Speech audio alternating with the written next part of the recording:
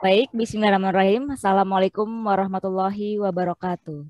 Waalaikumsalam warahmatullahi wabarakatuh. Alhamdulillah, saudara-saudaraku, om-omku, pakcik-pakcikku, abangku Bawene.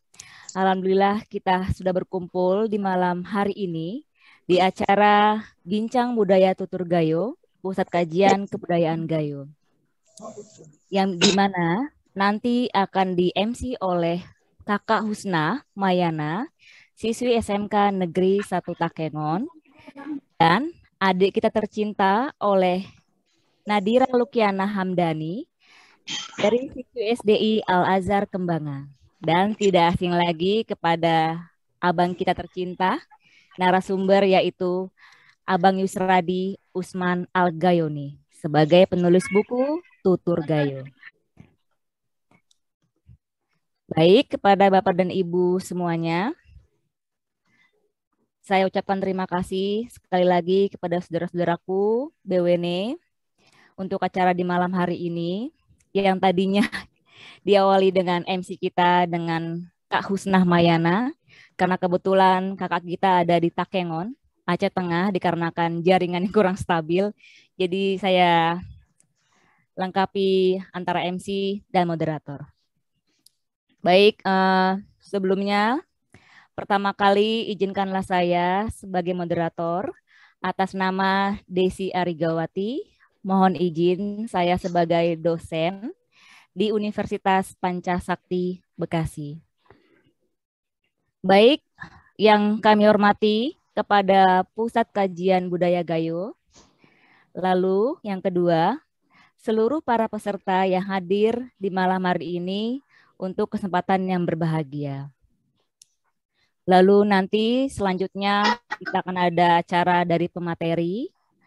Baik, biar tidak memperbanyak waktu lagi, kita sambut abang tercinta kita, yaitu Abang Yusradi Usman Al-Gayoni sebagai penulis buku Tutur Gayo.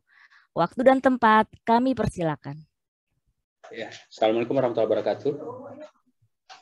Waalaikumsalam warahmatullahi. Terima kasih kepada moderator Ibu Desi Arigawati sudah berkenan memoderatori acara Bincang Budaya kita pada malam hari ini yang mengambil topik tentang tutur gayo atau sistem kekerabatan. Jadi dalam kegiatan-kegiatan yang sudah kita gelar jalan 3 bulan ini termasuk sebelumnya komunikasi dengan warga Gayo, baik di Gayo maupun perantauan. Tema ini banyak yang mengusulkan. Karenanya malam ini coba kita kupas tentang tutur ini. Ini Bapak Ibu bisa baca ya,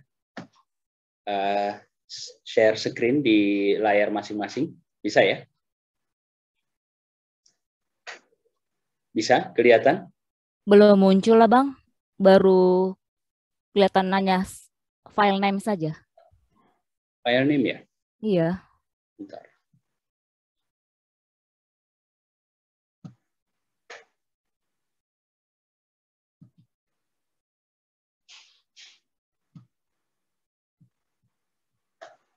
Oke, baik. Saya mulai dari pengertian tutur ya. Jadi Profesor Malatoa tahun 1985 mendefinisikan tutur sebagai sistem atau istilah kekerabatan. Ya seperti ama, ine, awan, anan. Nah, sementara Pulungan dalam bukunya Syukri ini dosen UIN Sumut, bahwa menyebut tutur itu sebagai jalur penghubung untuk menguatkan ikatan kekerabatan. Ada juga M. Yusin Saleh. M. Yusin Saleh ini sempat sebelumnya Ketua Majelis Adat Gayo Aceh Tengah, bahwa menurut beliau tutur itu panggilan atau sebutan terhadap seorang yang terikat karena pertalian darah, keluarga, umur, penghormatan, sahabat, atau teman akrab atau teman biasa. Ada juga Mahmud Ibrahim dan Aman Pinan mengartikan tutur sebagai panggilan dalam proses hubungan langsung antara satu dengan yang lain. Maaf. Sementara betutur yaitu orang yang bertutur. Dengan kata lain, orang yang menggunakan tutur, sistem, atau bentuk-bentuk istilah kekerabatan tadi.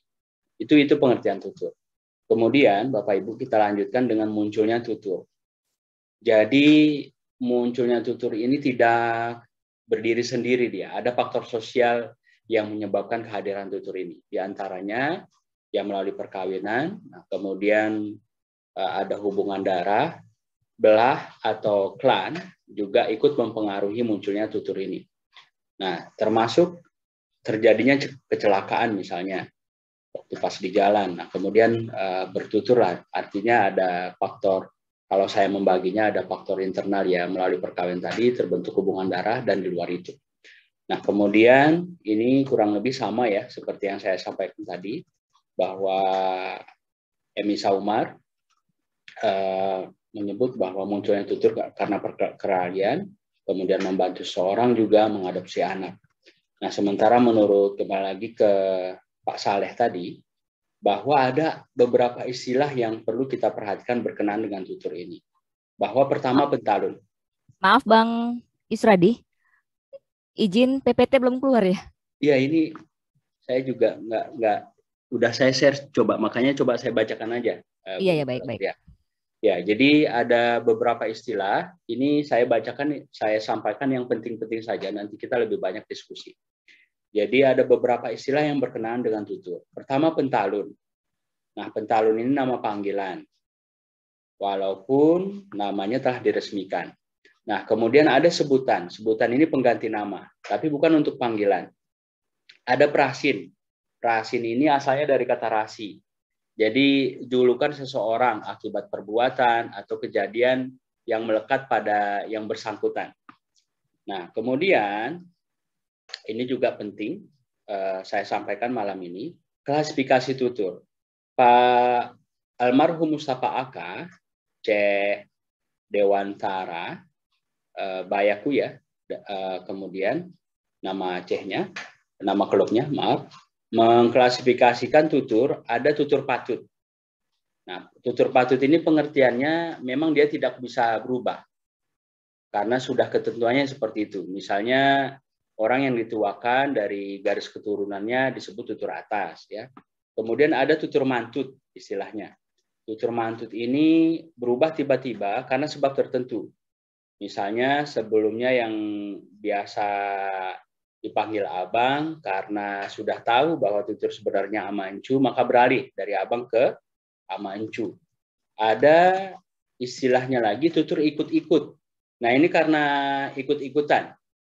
Yang satu manggil abang, yang lain pun abang. Yang satu aka, yang lain pun manggil aka. Padahal yang satunya lagi mestinya ibi misalnya.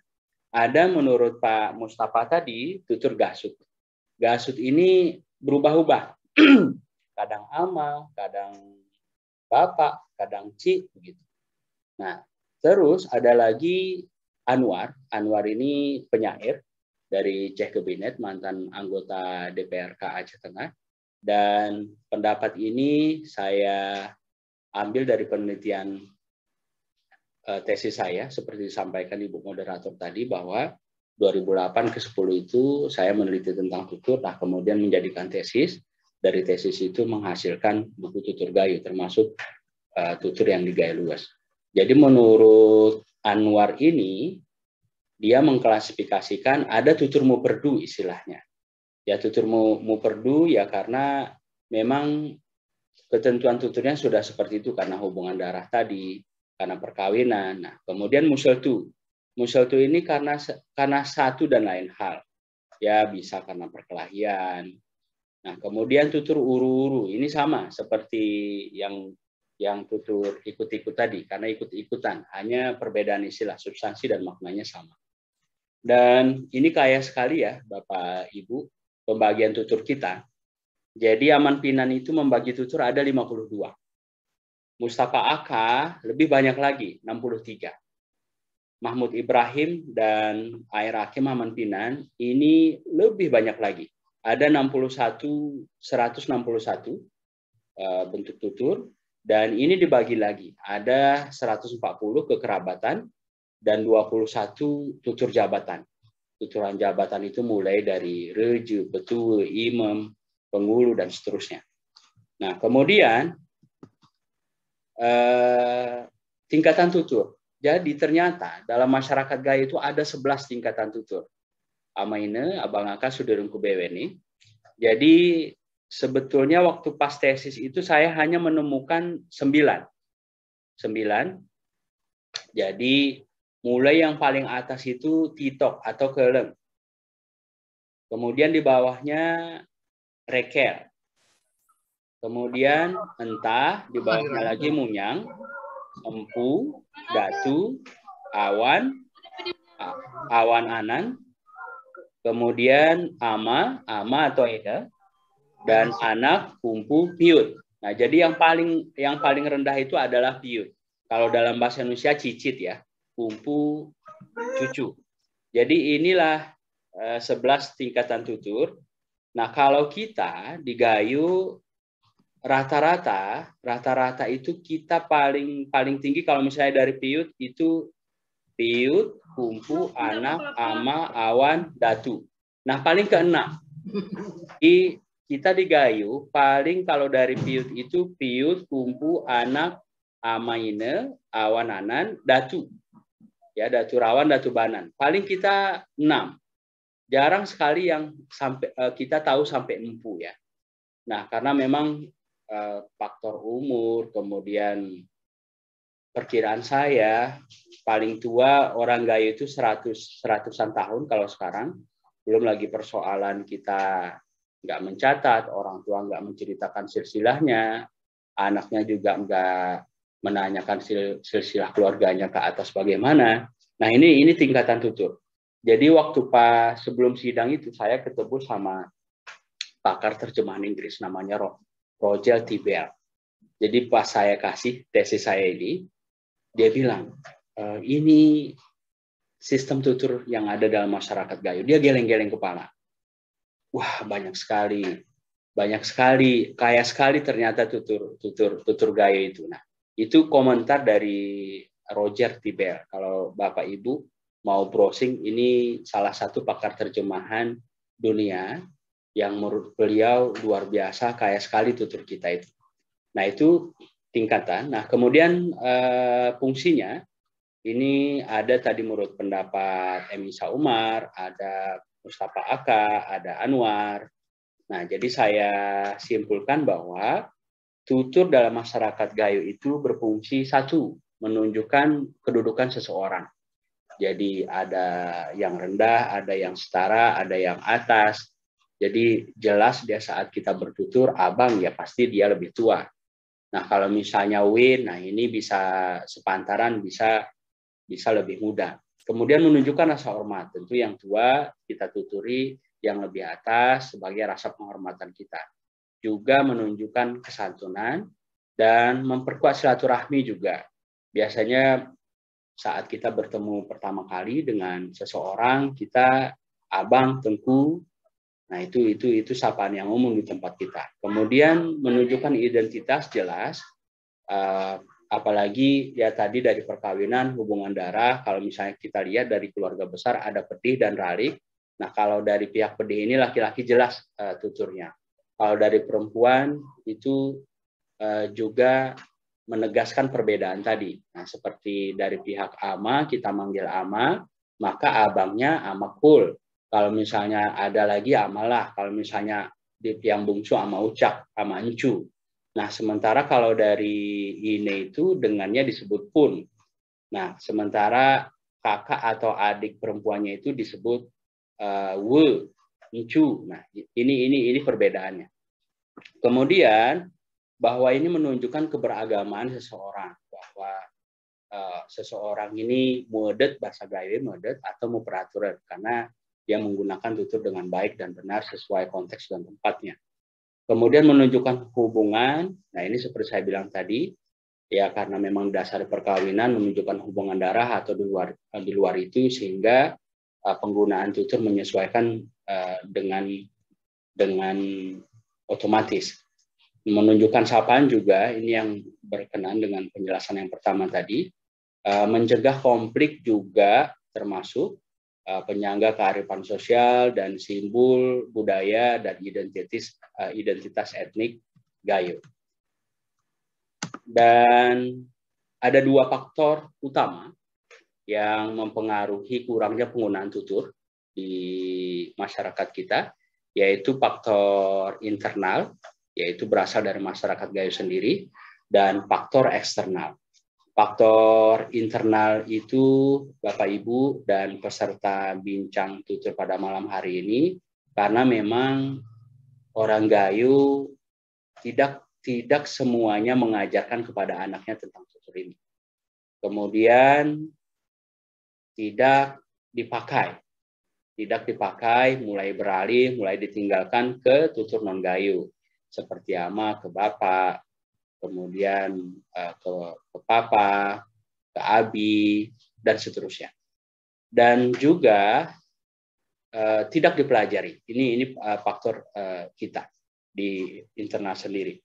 Nah, kemudian eksternalnya adanya pengaruh penggunaan bahasa Indonesia dengan pengenalan tutur non Gayo tadi, perkawinan silang, kemudian interaksi budaya, pengaruh media juga, dan pendidikan formal, dan terakhir perkembangan informasi dan teknologi. Jadi sebagai pengantar itu yang saya sampaikan terkait tutur ini. Saya kembalikan lagi ke Bu Desi. Terima kasih banyak.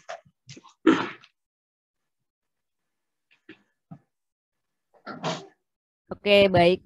Terima kasih Bang atas materinya perihal tutur Gayo, yang dimana tadi sudah disampaikan oleh Bang Yusradi perihal tutur Gayo. Ada berbagai macam informasi perihal pengertian dari tutur Gayo. Dan tadi disebutkan ada klasifikasi perihal tutur Gayo, yang tadi disebutkan ada tutur entut, gasut, tutur murpedu kalau saya tidak salah. Lalu ada lagi perihal 11 tingkatan tutur, yang dimana Bang Yusradi dalam tesis tersebut ada 9 tingkatan tuturnya. Lalu ada lagi disampaikan mengenai fungsi dari tutur tersebut, yang dimana menunjukkan kedudukan seseorang, menunjukkan rasa hormat, kesantunan, silaturahmi, maupun identitas. Mohon izin Bang Yusradi, sebelum kita lanjut ke sesi tanya jawab, saya sendiri sebagai moderator ingin bertanya sedikit saja perihal tutur yang tadi disampaikan Bang Yusradi, karena banyak terutama kepada orang tua kita, yang dimana orang tua kita yang pada umumnya berasal dari Aceh Tengah atau Takengon Gayo, yang dimana tadi Bang Yusradi sampaikan bahwa orang tua kita terkadang dari bapak atau ibu dipanggil bapak, papa, atau abi, dan sebagainya. Jadi besar kemungkinan untuk memberikan informasi kepada putra-putri kita, jadi untuk bahasa Gayonya mungkin tidak 100% kalau mengetahuinya. Mungkin hanya sekedar ama, ine, hanya sekitar 3 hingga 40%. Yang saya ingin tanyakan Bang Yusradi, karena kebetulan walaupun saya tidak nyampai 100% bahasa Gayo, tapi saya paham sekitar 80 hingga 90%. Jadi cerita sedikit, bulan Januari lalu saya pulang ke Takengon dengan dapat buku. Ada yang saya ingin tanyakan, tutur Gayo panggilan ama ecek. Nah, mungkin Bang Yusradi bisa sampaikan untuk panggilan ama ecek, ine ecek itu seperti apa garisnya? Terima kasih Bang Yusradi. Iya, berarti ini sudah bisa dilihat screen-nya? Kelihatan? Sudah Bang. Udah ya? Udah muncul ya? Ini ada tingkatan tutur di sini ya. Terbaca ya? Ya. Terbaca Pak. Baik. Terima kasih Bu Desi. Jadi seperti saya sampaikan tadi, jadi tutur ini terbentuk karena perkawinan, hubungan darah Dari situ kemudian keluarga kecil, keluarga lebih besar, keluarga besar. Jadi kalau misalnya ama, ini mudah saja kita membedakannya. Jadi ama pihak pedih, ini pihak rarik. Yang ini tuturnya juga kemudian berbeda. Seperti ama. Jadi kalau hipotesis saya bahwa sebetulnya asli Gayo ini ama. Kalau Ci ini mungkin Pak Ci ya, Pak Ci. Ini mungkin pengaruh besar kemungkinan pengaruh Melayu atau pengaruh Minang ya. Jadi ama kalau misalnya saudara bapak kita yang sulung ama full. Kemudian kalau misalnya ternyata lebih dari 2 saudaranya, katakanlah yang bungsu, yang sulung, kemudian ada di atasnya lagi. Nah ini kemudian posisinya lah begitu. Amalah. Sementara kalau ecek ucak tadi yang bungsu, gitu Bu Desi. Itu dari posisi ya. Ada juga faktor tampilan itu mempengaruhi panggilan atau tutur seseorang. Yang itu lebih kasih sayang sih sebetulnya. Seperti hitam, onot, putih. Nah kalau misalnya secara fisik kulitnya hitam, maka dipanggil hitam. Nah, kalau misalnya utih. Tapi ini juga nggak 100% ketentuannya seperti itu.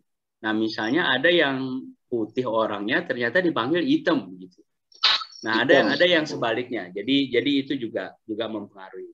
Jadi namanya itu tadi Bu Desi. Jadi ama ecek ucak itu karena dia lusuh. Nah, kemudian dari fisiknya juga kelihatan perawakannya kecil gitu ya. Ecek.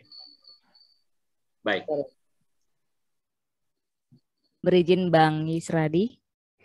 Baik, Bapak Ibu semuanya, saudara-saudaraku, sebelum kita lanjut nanti, ini masih lanjut atau bagaimana Bang? Mohon izin.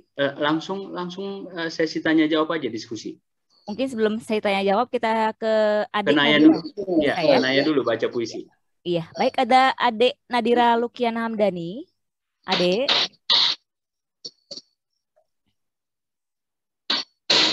Adik Nadira. Sudah ada di Zoom, Dek? Iya, tunggu. Oh iya, mana kameranya coba lihat. Kamu lihat mana kameranya, coba dinyalain. Ayo coba, kan pengen lihat kakaknya, coba.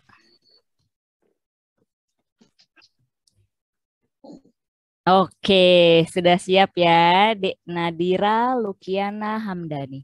Baik, kepada Bapak dan Ibu semuanya, para peserta dan saudara-saudaraku BWN, kita hadirkan lagi kepada Adik Nadira Lukiana Hamdani, siswi SDI Al-Azhar Kembangan untuk membaca puisi. Waktu dan tempat, kakak persilakan.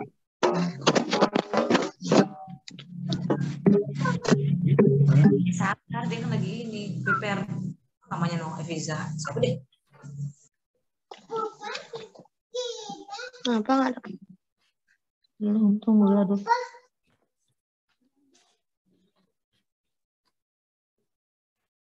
Ayo Dek, silakan dimulai puisinya.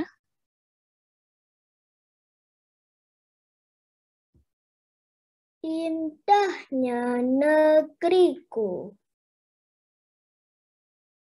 Indonesia yang ku cintai,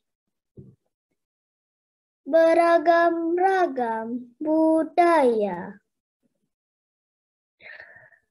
dan khas keindahan alam yang dimiliki. Negeri yang ku cinta, tak kuduga keindahannya seperti Taman Firdaus.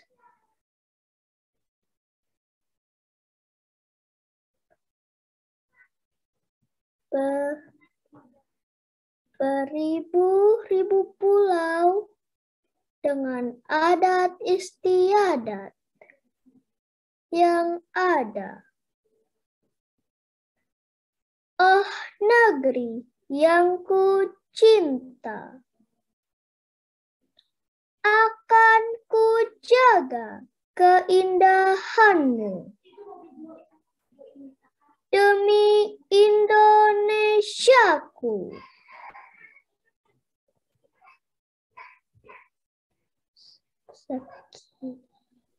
Sudah, Dek Nadira? Sudah. Wih, hebat, luar biasa. Bapak dan Ibu semuanya, saudara-saudaraku. Adik Nadira sudah membacakan sedikit puisi yang sangat indah. Apa judulnya, Dek? Kalau kakak boleh tahu, Dek Nadira. Dek Nadira, Ya, judulnya tadi apa? judulnya Heeh. Puisi Iya. Indahnya Nusantara Indonesiaku. Indahnya Nusantara Indonesiaku. Acungin 2 jempol. Aplaus. Terima kasih. Sama-sama Dek Nadira. Alhamdulillah sudah disampaikan puisi oleh adik kita tercinta, Adik Nadira Lukiana Hamdani. Terima kasih Adik. Baik Bapak dan Ibu dan saudara-saudaraku BWN, karena tadi sudah disampaikan puisi oleh adik kita tercinta, Adik Nadira, besar kemungkinan kita akan lanjutkan sesi selanjutnya, yaitu sesi tanya jawab. Baik, Bapak Ibu, sesi tanya jawab dibuka. Silakan buka mic-nya masing-masing atau raise hand. Assalamualaikum warahmatullahi wabarakatuh. Waalaikumsalam warahmatullahi wabarakatuh. Yang saya hormati Ibu Moderator, dan ini langsung saja. Baik, Pak. Bapak Yusradi Al-Gayuni. Saya pribadi sangat mengacungkan jempol kepada Bapak Yusradi Al-Gayuni yang telah berani mengambil tesis untuk setara S2-nya, yaitu mengambil dari kebudayaan Gayo, yaitu secara spesifiknya mengambil tentang tutur. Ini sangat menarik sekali, Bu. Dan kami pribadi berharap berdoa kepada Bapak Yusradi Al-Gayuni, semoga tesisnya nanti bisa dipublish ke internasional. Mudah-mudahan jurnalnya sangat bermanfaat bagi khususnya rakyat Gayo dan Indonesia serta internasional. Menarik sekali Pak Yusra Al-Gayuni tentang tesis yang atau tesis yang sudah dibuat. Di sini kami mengutip apa yang sudah dipaparkan oleh Pak Yusra Al-Gayuni tadi, di mana ada beberapa pecahan tentang tutur ini, yaitu diantaranya ada 7 tadi yang sudah dipaparkan. Saya sangat menarik di sini masalah tutur muperdu. Nah, jadi tutur muperdu ini mungkin salah satu yang paling utama yang perlu mungkin secara pribadi saya minta kepada Pak Yusra Al-Gayuni, karena ini salah satu tutur muperdu ini yang sudah bisa dikatakan ada kepunahan di dalam tutur Gayo ini, di mana tutur muperdu ini itu memang sudah dibuat sedemikian indah dari nenek moyang kita, tetapi pada saat ini sesuai dengan apa yang disampaikan tadi, ada yang disebabkan oleh faktor eksternal atau internal. Tetapi yang saya perlu sampaikan kepada Pak Yusra Al-Gayuni, apa kira-kira kiat usaha serta apa yang harus kita pertahankan ke depan tutur muperdu ini semoga bisa kembali lagi seperti apa yang sudah dibina oleh nenek moyang kita dahulu. Contoh salah satunya yang sudah kita rasakan di dalam kemasyarakatan Gayo ini, tutur muperdu artinya itu sudah ada dipilah atau dipisahkan yang mana keturunan dari pihak laki atau pihak ama dan mana pecahan yang dari tutur ibu atau tutur ine. Jadi di sini di kalangan masyarakat yang kami rasakan saat ini di Aceh Tengah dan Banda Meriah serta Gayo yang lainnya, bahkan tutur yang seperti itu yang sudah diatur itu, contoh salah satu antara pun dan amai cek atau pakcik, itu sudah banyak disamakan atau ucapan yang diutarakan oleh generasi-generasi saat ini sudah banyak persamaan. Ternyata di dalam gayo ini itu ada perbedaan, makanya dibuat kenapa harus kepada pun atau paman itu dipanggil pun, supaya kita tahu itu adalah keturunan garis ibu. Kenapa kepada pihak bapak harus dipanggil ama, ama ucak, amalah, atau ama sebagainya. Itu berarti garis keturunan dari bapak. Inilah salah satunya contoh tutur yang sudah berubah. Artinya endingnya begini, Bu. Saya pribadi meminta mungkin ada suatu usaha yang bisa kita terapkan kembali tutur ini, di gayo ini, bisa sesuai dengan apa yang sudah diatur. Artinya kalau ada dalam didong dia katakan, tutur kengiatur kati belangi. Terima kasih Bu, dan terima kasih Pak Al-Gayuni. Assalamualaikum warahmatullahi wabarakatuh. Waalaikumsalam warahmatullahi wabarakatuh. Terima kasih kepada Bapak Mudadi atas pertanyaannya mengenai perihal tutur murpedu. Betul ya Bapak ya? Ya Bu.